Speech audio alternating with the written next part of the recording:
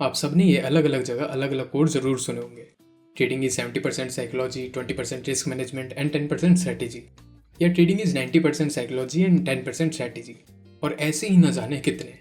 हम सभी जानते हैं कि साइकोलॉजी ट्रेडिंग में एक बहुत बड़ा रोल प्ले करती है, और ट्रेड माइंडफुली के ऑथर गैरी कहते भी हैं, after you learn the technical strategy trading is 100% psychological, जो कि बिल्कुल सच भी है। गैरी कहते हैं कि कई ट्रेडर्स जो उनके साथ काम करने आते हैं, उनके पास टेक्निकल स्किल्स तो होते हैं, वो ऐसे टूल्स तो बना लेते हैं जिसमें स्ट्रॉन्ग विनिंग एज होता है, लेकिन वे उसे सक्सेसफुली ट्रेड नहीं कर पाते। वो ऐसे कहते हैं, बस काश में ट्रेड में एंटर कर जाता, बस काश में सेटअप से स्टिक कर पाता, बस काश में अपना प्लान फॉलो कर लेता। अब एक ट्रेडिंग प्लान फॉलो करना इतना मुश्किल क्यों है? हम क्यों प्लान से बाहर ट्रेड्स ले लेते हैं और फिर ऐसा ही बार बार करते हैं? हम क्यों मार्केट से डरते हैं? क्यों मार्केट में घुसने में हेजिटेट करते हैं? ओवर ट्रेड कर देते हैं, अपने विनर्स को छोटा रखते हैं और लूजर्स को बढ़ने देते हैं। इन सब एक्टिविटीज को गैरी इरेटिक ट्रेडिंग बिहेवियर्स कहते हैं। तो हमारे पास स्ट्रॉन्ग विनिंग एज होने के बावजूद हम क्यों इरेटिक ट्रेडिंग बिहेवियर्स में एंगेज होते हैं? तो इस वीडियो में हम यही बहुत ज़्यादा डिटेल में डिस्कस करेंगे कि इन इरेटिक ट्रेडिंग एक्शंस का क्या कारण है, ये इमोशंस और अनवांटेड थॉट्स कहाँ से डेवलप होते हैं, और नॉर्मली ट्रेडर्स इनको कैसे हैंडल करते हैं, और लास्ट में हम देखेंगे कि इनको ओवरकम करने का क्या रास्ता है। तो चलिए सबसे पहले एक इरेटिक ट्रेडिंग बिहेवियर देखते हैं और ये देखते हैं कि ये कहाँ से डेवलप होता है। Fail to enter a trade. एक अच्छे ट्रेड सेटअप पर भी ट्रेड ना लेना एक कॉमन इरेटिक ट्रेडिंग बिहेवियर है। ट्रेडर्स क्यों ट्रेड लेने में हेजिटेट करते हैं? वेल, इसका सीधा सा आंसर है, ट्रेडर्स मार्केट से डरते हैं। पर असल में ये इससे थोड़ा ज़्यादा कॉम्प्लेक्स है। चलिए इसे अच्छे से समझते हैं कि कैसे मार्केट का डर और ट्रेड ना लेना ये सब कैसे डेवलप होता है। नूबी एक न्यू ट्रेडर थी जो ये मानती थी कि ट्रेडिंग बहुत पैसे बनाने का एक अच्छा रास्ता है। अब उसी उत्साह में उसने कुछ सेमिनार्स अटेंड किए, कुछ बुक्स पढ़ी और अपना ट्रेडिंग अकाउंट खुलवा लिया। वो इतनी उत्सुक थी कि उसने ट्रेडिंग करनी शुरू कर दी। नूबी उन्हीं ट्रेडर्स में से है जिनकी उत्सुकता ट्रेडिंग में हानिकारक बन जाती है। पर्याप्त तैयारी के बिना और ये जानने से पहले कि मार्केट वास्तव में कैसे काम करता है और एक ट्रेड सेटअप कैसा दिखता है, नूबी सीधे किसी भी रैंडम पैटर्न पर ट्रेड कर रही थी, जिसके कारण उसे नेचुरली लॉसेस मिले। बिल्कुल, किसी को भी लॉसेस नहीं पसंद और किसी को भी पैसे खोना नहीं पसंद, लेकिन एक सॉलिड ट्रेडिंग प्लान के बिना ऐसा लगता था कि जितने बार भी नूबी ट्रेड करने जाती थी, वो ट्रेड गलत हो जाता था और उसे कई नुकसान होते थे। अब यहीं से मार्केट का डर बनना शुरू होता है। ये बिल्कुल पेवलोव द्वारा अपने कुत्तों के साथ किए गए कंडीशनिंग एक्सपेरिमेंट जैसा है। पेवलोव कंडीशनिंग एक्सपेरिमेंट मेनली साइकोलॉजी पढ़ने वाले लोगों को याद होगा, तो चलिए हम अपनी मेमोरी रिफ्रेश करते हैं। पेवलोव एक साइंटिस्ट थे जिन्होंने देखा कि जब उनके कुत्तों के लिए खाना लाया जाता है तो वे लार टपकाना शुरू कर देते थे। अब वे सोच रहे थे कि क्या वो अपने कुत्तों को खाने से दूसरी अनरिलेटेड चीज पर भी लार टपकवा सकते हैं। वो देखना चाहते थे कि क्या वो उनके बिहेवियर को इन्फ्लुएंस कर सकते हैं। तो उन्होंने खाना लाने से पहले एक बेल बजानी शुरू कर दी। इस बेल बजाने के प्रोसेस को वे रिपीट करने लगे और कुछ टाइम बाद सिर्फ बेल की आवाज़ सुनकर भी कुत्तों की लार टपकने लगती थी, भले ही कोई खाना नहीं नजर आता था। तो इसको कंडीशनिंग या पेयरिंग कहते हैं, जिसमें बिहेवियर को इन्फ्लुएंस करने के लिए किसी अनरिलेटेड चीज़ को दूसरे के साथ जोड़ना होता है। जैसे घंटी को खाने के साथ जोड़ा था और उसके बाद सिर्फ घंटी की आवाज़ से भी कुत्तों का बिहेवियर इन्फ्लुएंस होने लगा। बस इसी तरह ट्रेडर में मार्केट के प्रति डर और ट्रेड ना लेने में झिझक पैदा होती है। बिना तैयारी किए और बिना मार्केट को समझे न्यू ट्रेडर शुरू में सीरीज ऑफ लॉसेस से गुजरते हैं, जो कि स्ट्रेस और डर पैदा करता है, और वही डर और स्ट्रेस हमारे ट्रेड में एंटर होने से जुड़ जाता है। इसलिए फिर हम बिना लॉस लिए भी बस ट्रेड में घुसने से डरते हैं और झिझकते हैं, और हम नेचुरली स्ट्रेस और डर को अवॉइड करते हैं, इसलिए हम ट्रेड में घुसने को भी अवॉइड करते हैं। अब हो सकता है कि न्यूबी ट्रेड करते करते ट्रेड सेटअप्स को पहचानने लग जाए, पर अपनी पुरानी कंडीशनिंग के कारण उसका रिस्पॉन्स अभी भी वही रहता है। वह अभी भी ट्रेड्स अवॉइड करती है। चलिए और डीप में जाते हैं और देखते हैं कि वो क्यों लगातार ट्रेड में घुसना अवॉइड करती है। अगर हम ध्यान से देखेंगे तो नोटिस करेंगे कि ट्रेड लेते समय नूबी का फोकस और अटेंशन मार्केट को देखने के बजाय उसके प्राइवेट थॉट्स और फीलिंग्स पर शिफ्ट हो रहा है। हो सकता है कि जब ऐसा हो रहा हो तो उसे इसके बारे में पूरी तरह से ना पता हो, लेकिन अगर वो थोड़ा पीछे हटती है और ध्यान देती है कि उसका दिमाग उससे क्या कह रहा है और वह कैसा महसूस करती है, तो उसे पता चलने की बहुत संभावना है कि उसका ध्यान किसी और लॉस के डरावने थॉट्स और फीलिंग्स पर है। पहले हुई हुई लिंकिंग के कारण उसका मन पुराने लॉसेस और उन लॉसेस का दर्द याद कर रहा है। ध्यान मार्केट या ट्रेड पर नहीं है, बल्कि अंदर के इंटरनल स्टेट पर है। ये समझना इंपॉर्टेंट है कि जब ध्यान मार्केट से हटकर हमारे प्राइवेट एक्सपीरियंस पर शिफ्ट हो जाता है तो अच्छा ट्रेड करना इम्पॉसिबल है। नेगेटिव थॉट्स और फीलिंग्स पर ध्यान देकर अब वो उस स्ट्रेस से बचना चाहते हैं। अब ये समझना भी इंपॉर्टेंट है कि अगर पुराने लॉसेस के कारण आपको मार्केट का डर है और आप ट्रेड्स लेने में हिचकिचा रहे हैं, तो ये कोई खामी नहीं है और ना ही कुछ गलत है। बस आप एक पैटर्न में फंसे हुए हैं। कुछ दिक्कत नहीं है, बस आप फंसे हुए हैं, और हम थोड़ी देर में इसको ठीक करने के तरीकों के बारे में बात करेंगे। वो मॉडल कई प्रॉब्लमैटिक और इरेटिक ट्रेडिंग बिहेवियर्स के लिए है। अब एक और इरेटिक ट्रेडिंग बिहेवियर का एग्जांपल है ओवर ट्रेडिंग। ओवर ट्रेडिंग कई तरीकों से देखी जा सकती है, जैसे फॉर एग्जांपल मार्केट ऊपर जा रहा है और आप उसमें नहीं है, और फिर वो और ऊपर जाता जाता है तो आप उसमें कूद जाते हैं, या आपने किसी एडवाइजरी रिपोर्ट में कोई ट्रेड रिकमेंडेशन पढ़ी तो आप वो ट्रेड ले लेते हैं, या चैट रूम में कोई कहता है कि उसने ये ट्रेड लिया तो आप भी उस ट्रेड में घुस जाते हैं, या आप बहुत ज़्यादा पोजीशन साइज के साथ ट्रेड करते हैं। ये सब ओवर ट्रेडिंग के एग्जाम्पल्स हैं। हर केस में आप अपने ट्रेडिंग प्लान के बाहर ट्रेड कर रहे हैं, जिसके कारण चांसेस हैं कि वो ट्रेड वापस से रैंडम मूवमेंट्स और रैंडम रीजंस पर बेस्ड होंगे, जो बस उस वक्त अच्छा लग रहा था पर असल में उतने सही ट्रेड सेटअप नहीं होंगे और जिसमें कोई एज नहीं होगा। ओवर ट्रेडिंग को इस तरह भी देख सकते हैं। आप कुछ मार्केट में देखते हैं और वो अट्रैक्टिव लगता है। हो सकता है कि आपने पूरे दिन में कोई ट्रेड ना लिया हो और आप फ्रस्ट्रेटेड हो कि आपने सुबह के मार्केट मूव्स को मिस कर दिया, या हो सकता है कि आपको एक दो लॉस मिले और ये आपको परेशान कर रहे हो, तो आपका माइंड आपको कहता है अरे हमें ये लॉस वापस रिकवर करना होगा, एटलीस्ट ब्रेक इवन कर लेते हैं, इसमें घुसते हैं, चलो क्या पता कुछ प्रॉफिट भी मिल जाए, तब हमें थोड़ा अच्छा लगेगा। तो बेसिक आइडिया ये है कि आप कुछ देखते हैं जो सही लगता है और आपका दिमाग आपको मार्केट में घुसने के लिए इन्फ्लुएंस करने लगता है, जबकि आप देखते हैं कि ये ट्रेड अनप्लैंड है और आपके ट्रेडिंग क्राइटेरिया को मीट नहीं कर रहा है। अब बिल्कुल उसी ट्रेडर की तरह जो ट्रेड में नहीं घुस पा रहा था क्योंकि उसे एक और लॉस का डर था, बिल्कुल वैसे ही ओवर ट्रेडिंग में आप ट्रेड इसलिए लेते हैं क्योंकि आपका माइंड और आपके इमोशंस आपको ट्रेड लेने के लिए इन्फ्लुएंस कर रहे हैं, ना कि इसलिए कि ये अच्छा ट्रेड सेटअप है। और एक बार ट्रेड में आप घुस जाते हैं तो आप अपने माइंड से निकलने वाले स्ट्रेस से राहत महसूस करते हैं, लेकिन ये एक पुअर ट्रेड है और इसके खराब रिजल्ट्स आने के चांसेस है, जो कि और ज़्यादा स्ट्रेस पैदा करेगा। शॉर्ट टर्म में आप अपनी अर्जेंट फीलिंग से राहत तो पाते हैं, लेकिन लॉन्ग टर्म में आप अपने और अपनी ट्रेडिंग को नुकसान ही पहुंचा रहे हैं। तो चाहे हम एक तरफ ट्रेड में ना घुसने की बात करें या दूसरी तरफ ओवर ट्रेडिंग करने की, हम देख सकते हैं कि ये सिमिलर कारण से पैदा हो रही है। मार्केट जो हमें बता रहा है उस पर ध्यान देने और उस पर रिस्पॉन्ड करने के बजाय अपने इंटरनल स्टेट पर रिस्पॉन्ड करना, responding to our internal state rather than maintaining a focus on and responding to what the market is telling us. अब ट्रेडर्स इन प्रॉब्लमेटिक ट्रेडिंग बिहेवियर से निपटने के लिए अलग अलग स्ट्रेटेजीज ट्राई करते हैं। चलिए उनमें से कुछ देखते हैं और समझते हैं कि वो कहाँ गलती कर रहे हैं। पहला तरीका है सीकिंग एडिशनल इन्फॉर्मेशन, और ज़्यादा इन्फॉर्मेशन प्राप्त करना। ये अलग अलग ट्रेडर्स के लिए अलग अलग चीज़ हो सकती है। जो ट्रेडर ओवर ट्रेडिंग कर रहा है वो सेल्फ हेल्प बुक पढ़ सकता है, क्रीड के ऊपर स्टडी पढ़ सकता है और ये इन्फॉर्मेशन चेकलिस्ट में डाल सकता है कि ये नहीं करना है। जो ट्रेडर मार्केट में ट्रेड करना नहीं जानता या अपनी एबिलिटीज़ में कॉन्फिडेंट नहीं है, हम उसी न्यूज़लेटर्स को सब्सक्राइब करते हुए देख सकते हैं, या कुछ गुरुज को फॉलो करते हुए, या कुछ चैट रूम ज्वाइन करते हुए देख सकते हैं, ताकि वह और ज़्यादा जानकारी प्राप्त कर सके। कुछ दूसरे ट्रेडर्स के लिए ये बस RSI चेक करना भी हो सकता है, भले ही उसने चार्ट पर मैकडी भी लगा रखा हो। ज़्यादातर केसेस में प्रॉब्लमेटिक ट्रेडिंग बिहेवियर्स को सॉल्व करने के लिए पर्याप्त कोशिश की जाती है, हालांकि ये सब एफर्ट्स आमतौर पर प्रॉब्लम्स को सॉल्व नहीं करती है। गैरी ने बुक में इसके रिलेटेड एक कहानी बताई है, जिसमें एक आदमी को आंखों पर पट्टी बांधी गई और एक बैग दे दिया गया। अब उसे हेलीकॉप्टर से एक फील्ड पर लाया गया जिसमें बहुत सारे गड्ढे थे, और वहां चलते हुए वह आदमी एक गड्ढे में गिर गया। तो जब उसने आंखों पर से पट्टी हटाई, वो देखता है कि वह गड्ढे में गिरा हुआ है, और फिर वो बैग खोलता है। उसके अंदर उसे एक टूल मिलता है जो कि एक फावड़ा था, एक शोवल। तो वो डिग करना शुरू कर देता है इस कोशिश में कि गड्ढे से बाहर निकल जाएगा, जो कि बिल्कुल काम नहीं आ रहा था क्योंकि वो खुद को ही गड्ढे में खो दे जा रहा था। अब मैं जाता हूँ और ऊपर से देखता हूँ कि वो नीचे फंसा हुआ है, और फिर उससे कहता हूँ, अरे क्या आपको वहाँ किसी मदद की जरूरत है? वो ऊपर देखता है और कहता है, हाँ, क्या आपके पास एक बड़ा फावड़ा है? इस छोटी सी स्टोरी का पॉइंट ये है कि ज़्यादातर ट्रेडर्स गलत टूल के साथ प्रॉब्लमेटिक ट्रेडिंग बिहेवियर्स को सॉल्व करने का ट्राई कर रहे हैं। ये आमतौर पर ज़्यादा इन्फॉर्मेशन के बारे में नहीं होता है, ये ट्रेडिंग के बारे में आपके सोचने के तरीके को चेंज करने के बारे में है, और मार्केट को कैसे अप्रोच करते हैं उसको चेंज करने के बारे में। एक और ट्रैप है जो ट्रेडर्स फेस करते हैं, वो है frustrating tendency to cut winner short. Cutting winner short से मेरा मतलब है छोटे प्रॉफिट्स के साथ ट्रेड से बाहर आ जाना और उसे फुल पोटेंशियल प्रॉफिट तक मैच्योर ना होने देना। कटिंग विनर शॉर्ट प्रॉब्लम से बचने का एक तरीका भी है और एक एरेटिक ट्रेडिंग बिहेवियर खुद भी। चलिए देखते हैं सीन क्या होता है।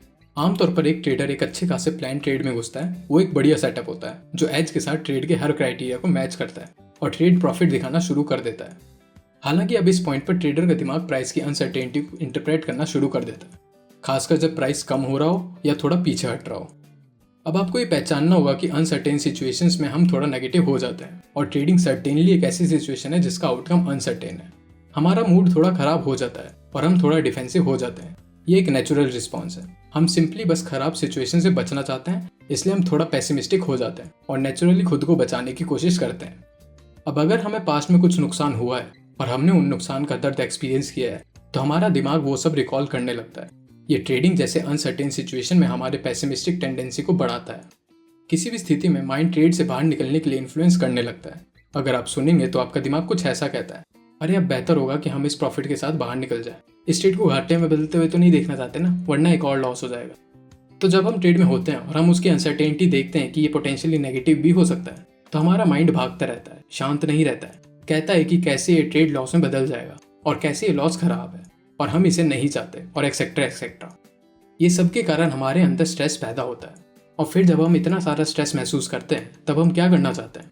हम उससे छुटकारा पाना चाहते हैं, हम इससे बचना चाहते हैं। हमें कम प्रॉफिट पर ही ट्रेड रोकने की तीव्र इच्छा होती है, क्योंकि हमारा माइंड कह रहा है कि हमें नुकसान होने वाला है और ये नेगेटिव फीलिंग्स को जन्म दे रहा है। और हमारा दिमाग अपने लॉजिक को और सही बना रहा है, ये कहते हुए कि अरे एक छोटा प्रॉफिट लॉस से बेहतर है, तो चलो यहाँ से निकलते हैं। तो हम छोटा सा प्रॉफिट लेकर ट्रेड से एग्जिट कर देते हैं और फिर इमीडिएटली क्या होता है? हमारी चिंता खत्म हो जाती है, सारा स्ट्रेस चला जाता है, डर और एंग्जाइटी वाले इमोशंस गायब हो जाते हैं और हम अपने इंटरनल स्टेट से छुटकारा पाते हैं।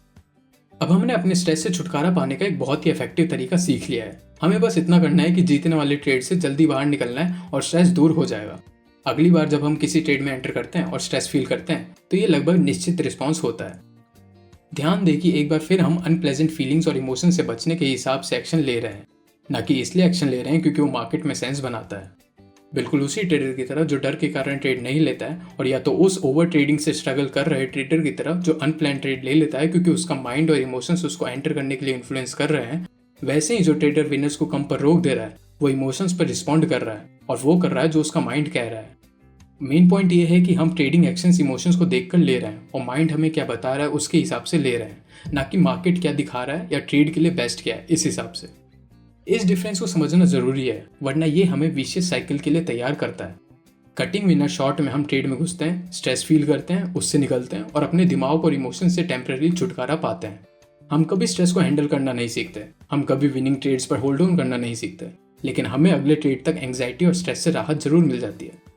चूंकि हमने कभी स्ट्रेस हैंडल करना नहीं सीखा और विनिंग ट्रेड पर होल्ड ऑन करना नहीं सीखा, हम जब फिर से स्ट्रेस्ड होते हैं तो हमारे पास एक ही इफेक्टिव रिस्पॉन्स होता है, जो असल में इफेक्टिव है नहीं, बस एक एस्केप है।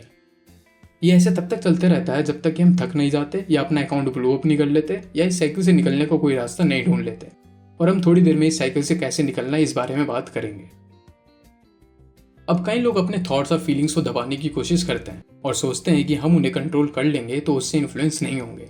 ये एक अच्छा सॉल्यूशन लग रहा है। अगर हम एंग्जाइटी और डर फील नहीं करना चाहते तो उन्हें किसी तरह से दबाकर कंट्रोल कर लेना एक अच्छा सॉल्यूशन लग रहा है, लेकिन ये वास्तव में एक तरह से बड़ा फावरा ढूंढना ही है, क्योंकि सबसे पहले तो अपने थॉट्स को दबाने की कोशिश करने से हमारा दिमाग ट्रेडिंग से हटता है। अगर हम हमारा मन जो कह रहा है उसको दबाने और कंट्रोल करने की कोशिश करते हैं तो हमारा अटेंशन हमारे थॉट्स पर जाता है और एक बार फिर से हम अपना अटेंशन ट्रेडिंग से शिफ्ट करके अपने इंटरनल एक्सपीरियंसेस की तरफ ले जा रहे हैं। और साइकोलॉजी में एक कटिंग एज रिसर्च से ये भी पता चला है कि अक्सर थॉट्स और फीलिंग्स को कंट्रोल करने की कोशिश वास्तव में उल्टा काम करती है। अगर हम अपने आप को कहेंगे कि हमें ये थॉट नहीं चाहिए, हमें ये फील नहीं करना है अब, तो माइंड इसे एक तरह से मिशन की तरह ले लेता है और उन्हीं इमोशंस और फीलिंग्स को स्कैन करने लगता है। जैसे ही उसे उन फीलिंग्स और इमोशंस का थोड़ा सा भी एग्जिस्टेंस मिलता है, वो उसे हमारे अटेंशन में ले आता है। तो चाहे अगर हम उसे नहीं चाहते, पर हमें वो फीलिंग्स मिलती है। तो थॉट्स और फीलिंग्स को दबाने की कोशिश वास्तव में उल्टी पड़ सकती है, जिसे हम पैराडॉक्सियल इफेक्ट कहते हैं, जिसका मतलब है ये उन्हें और खराब बना सकता है। ट्रेडर्स को ये पहचानने की जरूरत है कि दिमाग उनसे जो कहता है वो हमेशा रियलिटी बने, ये जरूरी नहीं। कभी कभी हमें अपने थॉट से पीछे हटने की जरूरत होती है और हमें उन पर विश्वास नहीं करना होता है। आपको ये समझना होगा कि प्रॉब्लम अनवांटेड फीलिंग्स और थॉट्स का आना नहीं है, प्रॉब्लम उनके आने के बाद उन पर एक्शंस लेना है। ये इस पूरी वीडियो का सबसे मेन पॉइंट है। आपको ये समझना होगा कि अनवांटेड इमोशंस को फील करना प्रॉब्लम नहीं है, पर उन पर विश्वास करके एक्शन लेना ये प्रॉब्लम है। और ट्रेडर्स को इसे समझने के लिए एक अलग तरीके की थिंकिंग की जरूरत है। हम ट्रेडर्स को सोचने के एक अलग तरीके की आवश्यकता है, और ये अनवांटेड थॉट्स और फीलिंग्स को कंट्रोल करने के बारे में नहीं है। आप खुद अपने एक्सपीरियंस से जानते हैं कि थॉट्स और इमोशंस को कंट्रोल करने की कोशिश करना काम नहीं करती है। क्या आप ऐसे व्यक्ति को जानते हैं जो अपने विचारों और फीलिंग्स को कंट्रोल करने में सक्षम हो? मैं नहीं जानता, और ना मैं ऐसे किसी व्यक्ति से मिलने की उम्मीद करता हूँ जो कंट्रोल कर सके। किसी भी फील्ड में बेस्ट परफॉर्म करने वाले एथलीट्स, म्यूजिशियंस, सर्जन्स, लॉयर्स और ट्रेडर्स, सबके मन में डाउट, डर और अनवांटेड थॉट्स और फीलिंग्स आती हैं। हम उनके बिना इंसान ही नहीं होते।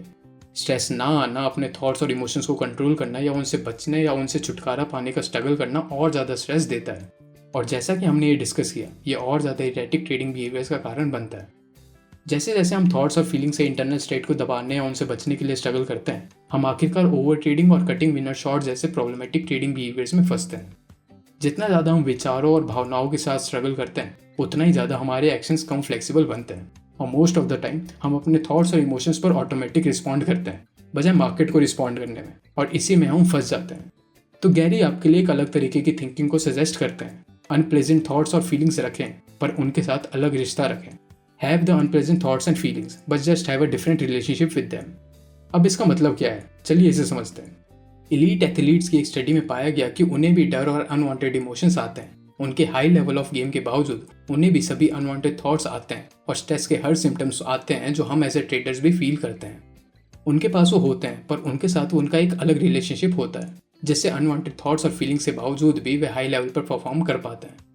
अभी तक के ग्रेटेस्ट गोल्फर में से एक टाइगर वुड्स कहते हैं, the challenge is hitting good golf shots when you have to do it when the nerves are fluttering, the hearts pounding, the palm sweating. और यही थ्रिल है। चैलेंज अच्छे गोल्फ शॉट्स का मारने का होता है जब नसें फड़फड़ा रही हो, दिल धड़क रहा हो और हाथों से पसीना आ रहा हो, और यही थ्रिल है ना इंटरेस्टिंग। टाइगर वुड्स इतने बड़े गोल्फ प्लेयर को भी गेम के वक्त ये सब इंटरनल एक्सपीरियंसेस होते हैं। चलिए बुक में दिए गए एक और एग्जाम्पल को देखते हैं। मार्च 2009 में एक जेट को हडसन रिवर में लैंड करवाना पड़ा था। जस्ट न्यूयॉर्क एयरपोर्ट से टेक ऑफ करने के बाद वो एक बहुत बड़ी उपलब्धि थी। अब उसके कुछ दिन बाद टीवी होस्ट केटी कुरिक जेट के पायलट कैप्टन सलनबर्गर का इंटरव्यू लेने जाती है कि सिचुएशन कैसी और क्या थी। अब खुद सोचे एक मोमेंट के लिए कि उस एयरक्राफ्ट को उड़ाना कैसा रहा होगा जो आसमान से गिरने वाला था और एकमात्र ऑप्शन नदी में लैंड करवाना था। इंटरव्यू में मिस केटी ने उनसे पूछा कि क्या वो प्लेन में मौजूद 100 से ज़्यादा पैसेंजर्स उनके बारे में चिंतित थे। कैप्टन ने कहा, नहीं, मुझे लगा फ्लाइट क्रू के दूसरे लोग पैसेंजर्स का ख्याल रख रहे हैं। फिर उन्होंने पूछा, अच्छा आप प्रार्थना कर रहे थे? और फिर कैप्टन ने कहा, नहीं, मुझे लगा दूसरे लोग भी ऐसा कर रहे होंगे। कैप्टन फिर कहने लगे, इसमें फिजियोलॉजिकल रिएक्शन स्ट्रांग था और मुझे अपनी ट्रेनिंग का यूज़ करने के लिए मजबूर होना पड़ा। अब कैप्टन कम बोलने वाले व्यक्ति हैं, लेकिन उनका कहना था कि फिजियोलॉजिकल रिएक्शन स्ट्रांग था, मतलब उन्हें बहुत ही ज़्यादा स्ट्रेस फील हुआ, सिर्फ डर नहीं बल्कि खौफ। और उन्होंने और कहा कि उनका रिएक्शन तो वो था पर उन्होंने अपना अटेंशन अपनी ट्रेनिंग की तरफ कर लिया। दूसरे शब्दों में उस प्लेन को उतारने के लिए ज़रूरी काम पर फोकस किया। एयर स्पीड चेक करना, विंग्स की लेवलिंग देखना, एल्टीट्यूड एडजस्ट करना और जो भी उस समय ज़रूरी था वो सब। ये बात नोट करें कि ना ही टाइगर वुड्स और ना ही इस एक्सट्रीम एग्जाम्पल में कैप्टन सलनबर्गर अपने अनवांटेड थॉट्स और फीलिंग्स को हटा पाते हैं, और यही है जो रिसर्च भी दिखाता है। इलीट एथलीट्स और दूसरे परफॉर्मेंस अनकंफर्टेबल थॉट्स और फीलिंग्स को नहीं हटा पाते, लेकिन अपने परफॉर्मेंस पर से थॉट्स और फीलिंग्स के इफेक्ट को हटा पाते हैं, और यही हमारा गोल भी होगा। ये सब हमारे इंटरनल स्टेट के साथ एक्सपीरियंस पर फोकस करने के बजाय current trading task at hand पर फोकस करने के बारे में है। ये एक इंपॉर्टेंट डिफरेंस है।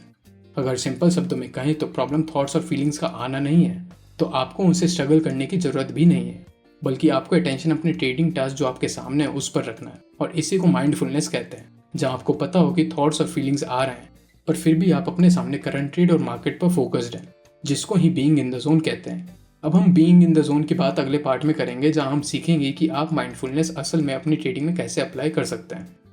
तो इस वीडियो में हमने देखा कि कैसे थॉट्स और फीलिंग्स और डर, स्ट्रेस किसी ट्रेडर के माइंड में डेवलप होता है और वो इरेटिक ट्रेडिंग बिहेवियर्स को जन्म देता है, और फिर कैसे वो ट्रेडर उन इमोशंस और फीलिंग्स को हैंडल करता है या कैसे स्ट्रगल करता है। लास्ट में हमने देखा कि असल प्रॉब्लम इमोशंस और फीलिंग्स का आना नहीं है, बल्कि उन पर अटेंशन देना है, जो कि असल में हमें मार्केट और अपनी ट्रेडिंग पर देना चाहिए।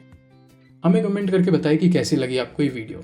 अगर पसंद आई तो इसे लाइक करें और अपने दोस्तों के साथ शेयर करें, और ऐसे ही trading, investing, money management related videos देखने के लिए हमारे चैनल को सब्सक्राइब करें। देखने के लिए धन्यवाद।